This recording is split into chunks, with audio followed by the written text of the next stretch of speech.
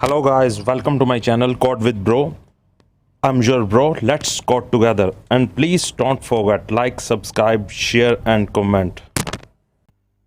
Guys अब हम देखेंगे कि हम HTML में फॉर्म्स कैसे तैयार करते हैं। ये देखिए जैसे ये मैंने स्क्रीन पे तैयार किया हुआ है, इसी तरह का बिल्कुल हम फॉर्म तैयार करेंगे जिसमें हर तरह का टाइप एट्रीब्यूट लगा के करेंगे। और ये मेरी जो है प्लेलिस्ट है HTML की। अगर आपने अभी तक एक्सेस इसको नहीं किया तो प्लीज़ मेरे चैनल कोड विद प्रो पे जाके आप इसको एक्सेस कर लीजिएगा। और आइए अब स्टार्ट करते हैं HTML फॉर्म्स। यहाँ सबसे पहले हम फॉर्म लगाएंगे, फॉर्म टैग, और इसमें हम सबसे पहले इनपुट एलिमेंट लगाएंगे। ये सेल्फ टैग है एक, इसको क्लोजिंग टैग की ज़रूरत नहीं होती, तो इसलिए हम इसमें सबसे पहले टाइप एट्रीब्यूट लगाएंगे। टाइप एट्रीब्यूट में हम टेक्स्ट लगाएंगे, इसकी वैल्यू जो है वो टेक्स्ट देंगे। तो अब ये देखो हमारे सामने स्क्रीन पे यहाँ पे एक इनपुट तैयार हो गई है। तो हम इसको ऐसा करते हैं, एक नाम देते हैं फर्स्ट नेम से। तो ये देखो अब ये एक्टिव हो गई है, लेकिन ये फर्स्ट नेम पे क्लिक करने से एक्टिव नहीं होती, वैसे ही है। तो हम फर्स्ट नेम को लेबल के अंदर रखेंगे, लेबल लगाएंगे ओपनिंग टैग, और अब फर्स्ट नेम के बाद क्लोजिंग टैग। तो अब ये देखो अभी भी ये वहीं पे एक्टिव हो रही है, फर्स्ट नेम पे नहीं। तो ये जो हम अब इसके लिए यहाँ पे नेम लिख के उसकी वैल्यू जो है वो देंगे एफ नेम से। कोई भी आप अपने हिसाब से दे सकते हो, क्योंकि इसका जो वर्क है वो ये है कि ये बैक एंड लैंग्वेज के लिए हमें नेम इसका देना होता है, ताकि हमारा ये डाटाबेस में स्टोर करवा सके हमारे जो भी इनपुट की वैल्यू हमें यूज़र से आएगी, तो वो एक जैसे वेरिएबल बन जाते हैं, तो उससे वो स्टोर करवा सके। तो हम अब यहाँ पे आईडी बनाएंगे। आईडी बहुत सी लैंग्वेज के लिए, जैसे जावास्क्रिप्ट के लिए भी यूज़ होती है, ये मतलब फंक्शनैलिटी के लिए यूज़ होती है। तो जैसे हमने यहाँ आईडी लगाई और ऊपर 4 लगा दिया लेबल में, 4 एफ नेम, तो ये देखो अब यहाँ पे इनपुट में भी एक्टिव हो जाता है, और फर्स्ट नेम पे क्लिक करते हैं तो भी एक्टिव हो जाता है। तो अब इसी तरह से हम क्या करेंगे, यहाँ पे प्लेस होल्डर लगाएंगे। प्लेस होल्डर का ये है कि उसमें आप जो भी लिखोगे आपको वो इनपुट फील्ड में लिखा हुआ यूज़र को नज़र आएगा, और जैसे इस पर क्लिक करके वो यूज़र कुछ भी टाइप करेगा, अपना नाम टाइप करेगा, तो ये यहाँ से हट जाएगा। तो जब ये ब्लैंक होएगा तो सामने आ जाएगा। तो अब हम क्या करते हैं, इसको कॉपी करके पेस्ट करते हैं। तो अब हम फर्स्ट नेम की जगह लास्ट नेम यहाँ पे कर देंगे, यहाँ पे लेबल में 4 की जगह एल कर देंगे। तो लेबल के बिना भी वैसे आप कर सकते हो, लगा सकते हो, लेकिन सिस्टमेटिकली काम नहीं है वो, कि यूज़र जब नेम पे क्लिक करेगा, कहाँ पे क्लिक करेगा, तो वो एक्टिव नहीं होएगा। इसलिए ज़्यादा बढ़िया यही है कि आप लेबल लगा के ही करो। तो अब ये देखो इसमें गैप नहीं है, तो इसके लिए हम इसको एक डिव में रख रहे हैं। डिव के बाद हम बी आर टैग लगा देंगे। बी आर टैग वैसे मतलब सही नहीं है यहाँ पे, क्योंकि हमें सी एस एस की मदद से पैडिंग और मार्जिन से बनाना चाहिए इसको, लेकिन अभी हम फ़िलहाल बी आर टैग लगा लेते हैं। और इसको हम दोबारा से कॉपी करेंगे। अब देखो फर्स्ट नेम लास्ट नेम अलग से नज़र आ रहा है, दोबारा से कॉपी करेंगे और बी आर टैग लगा के इसको अब हम जो नेक्स्ट हमारा लेवल है वो हम रखेंगे फॉर पासवर्ड, और यहाँ पे भी हम पासवर्ड नाम से रख देंगे, नेम भी पासवर्ड, तो यहाँ पे आईडी भी पासवर्ड। ठीक है, प्लेस होल्डर की हमें अभी यहाँ ज़रूरत नहीं है, तो हम इसको हटा देते हैं। तो आगे हम ये देखो अब हम यहाँ पे कुछ भी टाइप करते हैं तो वो हमें नज़र आ रहा है, इसलिए हम टाइप में टेक्स्ट को हटा के वहाँ पासवर्ड लिख देंगे, टाइप पासवर्ड वैल्यू दे देंगे उसकी। अब हम कुछ भी टाइप करेंगे तो वो हमें नज़र नहीं आएगा, पासवर्ड की फॉर्म में नज़र आएगा यूज़र को भी। ओके, तो अब यहाँ पे बी आर टैग लगाते हैं।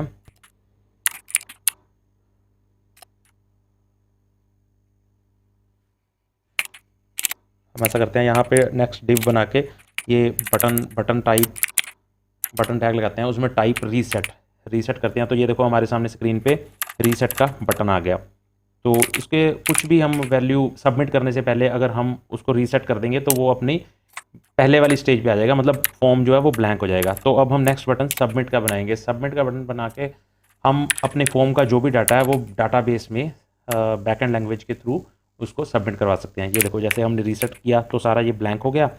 अब हम कुछ भी डाटा जैसे नेम लिखा, लास्ट नेम लिखा, पासवर्ड लिखा, अब हम इसको सबमिट करेंगे तो ये देखो ऊपर आ रहा है कि ये डाटाबेस में चला गया। लेकिन फिर भी इसको क्लियर से समझने के लिए हम फॉर्म में एक्शन लगाएंगे, और एक्शन में हम कुछ भी जैसे पेज का नाम लिखते हैं action dot P H P, मान लो आप PHP में करते हो या किसी भी लैंग्वेज में आप कोडिंग कर रहे हो, फंक्शन तैयार करते हो, तो उसमें जैसे ही आप वो बताएगा हमें कि एक्शन डॉट PHP नाम का पेज यहाँ पे नहीं है। तो ये जो फॉर्म एक्शन है ये डाटा जो है उस पाथ पे डायरेक्ट कर देता है जो भी आपने एक्शन में दिया होगा। तो आइए अब हम ऐसा करते हैं कि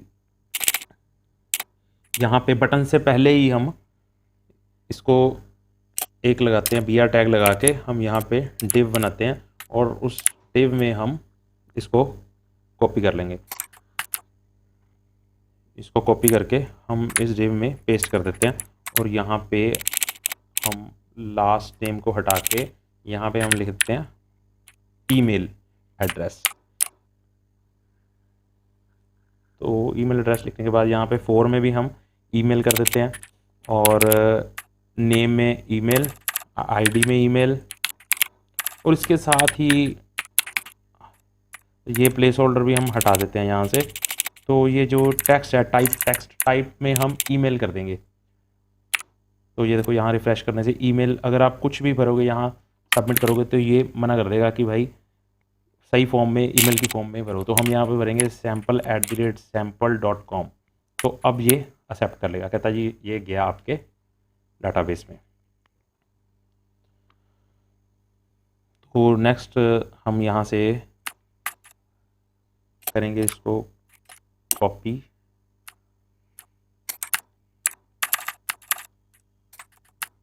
और यहाँ पे पेस्ट करते हैं।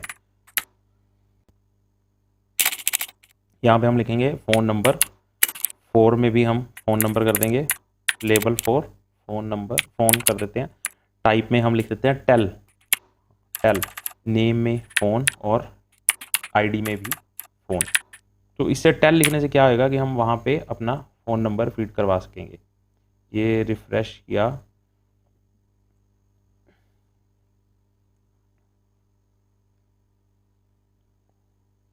और यहाँ पे आ गया फ़ोन नंबर।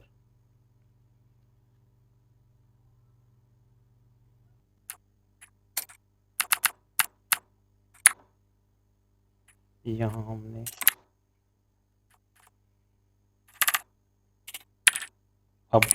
हमने दोबारा इसको पेस्ट किया और हम यहाँ पे लिखेंगे बर्थ डेट, लेबल में birth date, ID birth date, name के फ़ोन की जगह बर्थ डेट, और यहाँ पे हम डाल देंगे डेट।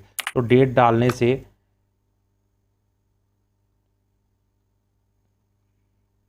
ऐसा करते हैं, मैं ऑटो सेव पे लगा देता हूँ इसको।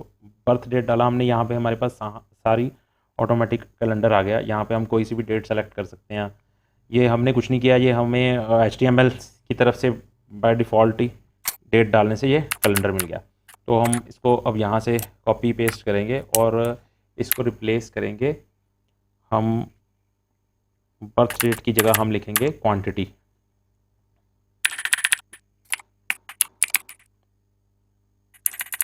यहाँ पे भी लेबल में क्वांटिटी और नेम पे भी क्वांटिटी, आईडी में भी क्वांटिटी। तो यहाँ पे हम लिख देंगे नंबर लिखने से क्या होएगा, ये देखो अब हम जाएंगे यहाँ पे, हमें ये एरो बने हुए आ गए, हम इसको प्लस माइनस कर सकते हैं तो ये अपने आप हमें नंबर शो कर देगा। एक डिव बनाएंगे, तो अब हम करेंगे ना रेडियो बटन करेंगे। इसके लिए हम डिव बनाएंगे, लेबल लगाएंगे, ओपनिंग टैग, क्लोजिंग टैग। इसमें हमने लिखा मेल, तो मेल लिखने के बाद हम यहाँ पे इनपुट टैग लगाएंगे, इनपुट टैग लगाएंगे। इनपुट टैग में हम टाइप लिखेंगे, टाइप एट्रीब्यूट में हम वैल्यू इसको देंगे रेडियो। तो जैसे ही हम इसको रेडियो देंगे, ये देखो हमारे पास एक छोटा सा रेडियो बटन आ गया। अब हम इसको कॉपी करेंगे, पेस्ट कर देंगे, फिर कॉपी करेंगे, पेस्ट कर देंगे। तो अब हम सेकंड वाले में मेल की जगह कर देंगे फीमेल और थर्ड वन में अदर लिख देंगे। तो ये देखो अब मेल पे करते हैं, फीमेल पे करते हैं, सभी टिक हो रहे हैं। कोई ये नहीं है कि एक ही ऑप्शन टिक हो, दूसरी ना हो, अभी सभी हो रहे हैं। तो हम इसलिए लेबल में फॉर जेंडर करेंगे और यहाँ पे नेम जेंडर, ताकि बैकएंड में हमारा डाटाबेस में डाटा पहुँच सके। और आईडी में जेंडर करने से हमें ये होएगा कि ये तीनों जो है ज्वाइंट हो जाएंगे और एक पे, तीनों ऑप्शन में से एक पे ही टिक होएगा। तो यहाँ पे भी हम टाइप में रेडियो, ये कुछ गड़बड़ हो गई यार, हाँ, लेबल यहाँ पे हम जेंडर करते हैं और यहाँ नेम में जेंडर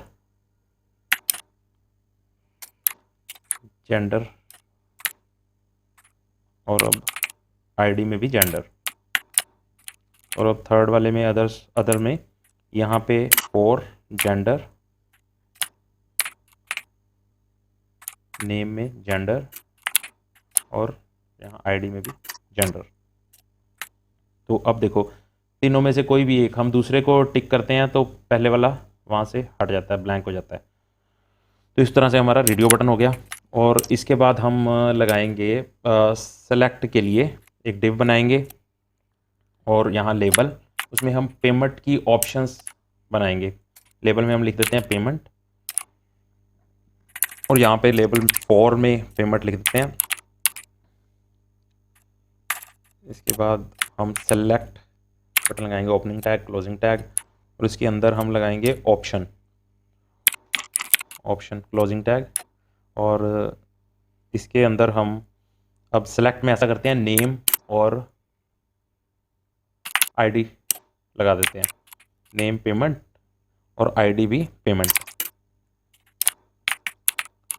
अब हम ऑप्शन में यहाँ पे लिख देते हैं वीज़ा कार्ड, वैल्यू, इसकी ऑप्शन में हम वैल्यू देते हैं, वैल्यू में भी यहाँ पे वीज़ा कार्ड लिख देते हैं। अब ऐसा करेंगे, हम 2-3 ऑप्शंस बनाते हैं इसकी, कॉपी करके इसको यहाँ पेस्ट कर देते हैं, और सेकंड वाले में हम वीज़ा कार्ड की जगह वैल्यू जो है मास्टर कार्ड कर देते हैं, चेंज कर देते हैं, और इसका नेम भी जो है वो मास्टर कार्ड कर देते हैं, और थर्ड वन में हम गिफ्ट कार्ड कर देते हैं, वीज़ा की जगह वैल्यू भी गिफ्ट कार्ड कर देते हैं। तो अब ये हमारी ऑप्शंस तैयार होगी। अब ये देखो नीचे, इसमें सबसे पहले तो हम BR टैग लगाएं। ये वैसे रिकमेंडेड नहीं है BR टैग, ये मार्जिन और मतलब पैडिंग से CSS की मदद से होगा। ये देखो वीज़ा कार्ड की जगह मास्टर कार्ड वगैरह, गिफ्ट कार्ड, सब कुछ भी हम सेलेक्ट कर सकते हैं। और अब हम नेक्स्ट लगाएंगे यहाँ पे चेक बॉक्स के लिए, यहाँ पे लेबल बनाएंगे आई एग्री, फॉर में एग्री लिख देंगे, और यहाँ इनपुट में हम टाइप जो रखेंगे वो रख देंगे चेक बॉक्स। चेक बॉक्स रखते ही हमारे वहाँ स्क्रीन पे छोटा सा बॉक्स बन गया, और नेम में हम एग्री लिख देंगे, आईडी में भी एग्री लिख देंगे। ये आप अपने अकॉर्डिंग नेम आईडी सेट कर लेना।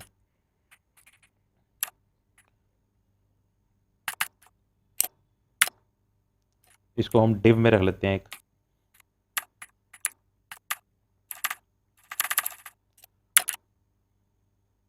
और BR टैग भी लगा देते हैं ताकि इसमें भी एक स्पेस बन जाए हमें। अब ये देखो एग्री पे टिक करते हैं तो ब्लू हो जाता है, वो टिक लग जाता है, वहाँ रीसेट करते हैं स्क्रीन। लेकिन यहाँ पे हम अगर चेक लिख देंगे तो ये जब भी आएगा फॉर्म टिक लगा हुआ आएगा, रीसेट करेंगे तो हट जाएगा। इसलिए हम यहाँ से अभी फ़िलहाल चेक हटा देते हैं चेक। तो नेक्स्ट हम डिव बनाएंगे, उसमें हम लिखेंगे अब टेक्स्ट एरिया। ये बहुत इंपॉर्टेंट चीज़ है, टेक्स्ट एरिया। इसमें हम लेबल में लिखते हैं योर डिटेल, और फॉर लगा देते हैं डिटेल के लिए, यूज़र की डिटेल जो हमने डाटाबेस में भेजनी है ये उसके लिए, यहाँ पे BR टैग लगा के। तो नेक्स्ट जो हम लगाएंगे यहाँ पे टेक्स्ट एरिया, इनपुट की जगह टेक्स्ट एरिया लगाएंगे, ओपनिंग टैग, क्लोजिंग टैग। और इस टेक्स्ट एरिया में हम नेम देंगे, नेम डिटेल,